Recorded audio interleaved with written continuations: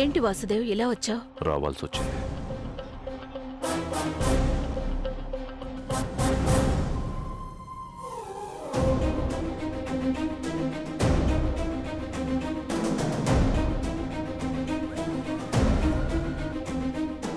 చెప్పు వాసుదేవ్, నాతో ఏమైనా పనుందా? నీకు ఎలాంటి హెల్ప్ కావాలన్నా చేస్తాను. హెల్ప్ అడగడానికి రాలేదు, మిమ్మల్ని ఇన్వైట్ చేయడానికి వచ్చాను. మీరు తప్పకుండా రావాలి.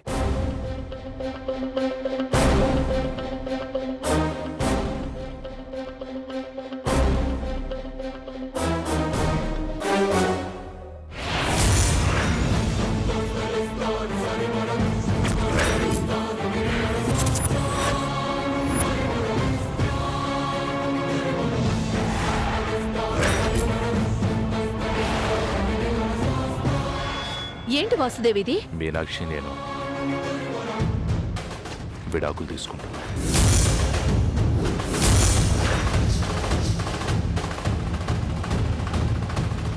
నాకు తెలిసి దేవి ప్రపోజల్ చేసుండడు. విడాకులు కావాలని నువ్వడిగావా మీనాక్షి?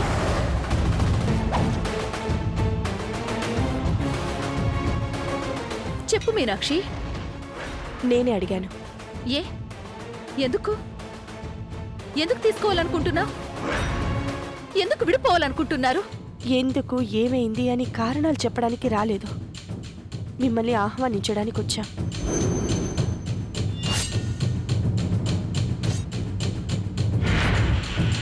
కారణాలు ఏవైనా కావచ్చు, కానీ మేము విడిపోవాల్సిన పరిస్థితి రావడానికి మీ కుటుంబం కూడా ఒక కారణం. అవును మాదేవి గారు, నా కూతురు నా నుంచి దూరమైన దగ్గర నుంచి మా మధ్యలో ఉన్న మనస్పర్ధలు గొడవలుగా మారాయి. మీ అబ్బాయిని నేను జైలుకు పంపించిన దగ్గర నుంచి సమస్యలు ఎక్కువై మా మధ్య దూరం ఇంకా పెరిగింది.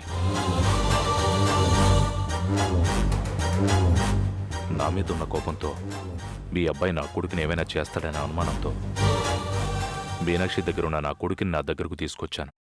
అప్పటినుంచి తనకు నా మీద ఉన్న కోపం, ద్వేషం ఇంకా ఎక్కువైంది. నేను నా భార్య విడిపోవడానికి సగం కారణం మీరే కాబట్టి మీరు తప్పకుండా వచ్చి విడిపోయాకైనా మీనాక్షి సంతోషంగా ఉండాలని ఆశీర్వదించండి.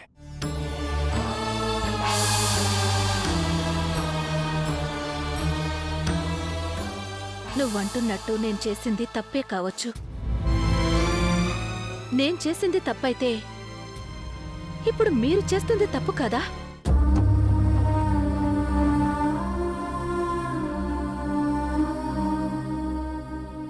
చూడండి, కొందరు కావాలని తప్పు చేస్తారు. అమ్మా, అలాంటి వాళ్ళది నిజమైన ప్రేమ కాదు, అది వ్యామోహం. ఎగ్జాక్ట్లీ చిన్నత్త, నిజంగా ప్రేమించుకున్న వాళ్ళు అలా చేయరు. ఎంత మనసు విరిగిపోతే కన్న కూతుర్ని పట్టుకొని మా దృష్టిలో చచ్చిపోయా ఉంటుందా తల్లి? అది సరే అమ్మా, తన కూతురుతో తన మాట అనేటప్పుడు ఆమె మాటల్లో వ్యథ, కళ్ళల్లో బాధ గమనించావమ్మా? పెద్దబాబుకు బర్త్డే విషెస్ చెప్పు కూడా వెళ్ళాం కదా. ఊరికే ఎలా కాలిపోతుంది? మంట పెడితేనో పడితేనో తగలబడుతుంది.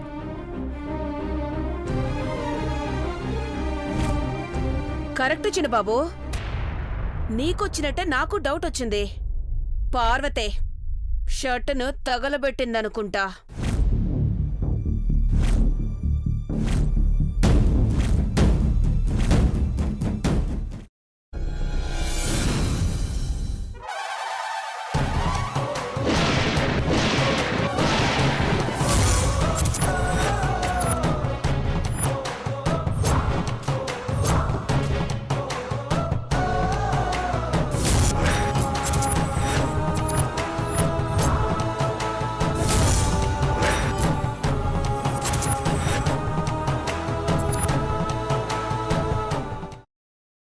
తర్వాత పొట్టు తీసేసి చాప్ చేసి పక్కన పెట్టుకోవాలి.